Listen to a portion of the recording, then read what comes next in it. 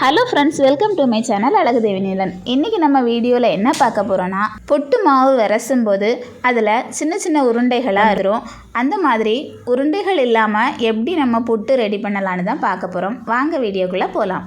புட்டுக்கு மாவு எடுத்துகிட்டு அதுக்கு உப்பும் தண்ணியும் சேர்த்து நம்ம நார்மலாக தெளித்து விரசுகிற மாதிரி விரசி எடுத்துக்கணும்.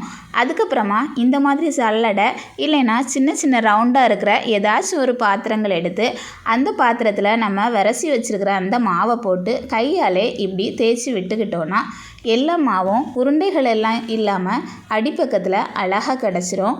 அதுக்கப்புறமா அந்த மாவில் நம்ம புட்டு வச்சு சாப்பிடும்போது ரொம்ப ஸ்மூத்தாக சாஃப்டாக இருக்கும். குழந்தைங்களுக்கு கொடுக்கும்போது ரொம்ப விரும்பி சாப்பிடுவாங்க. டேஸ்ட் வைஸ் ரொம்ப நல்லா வரும்.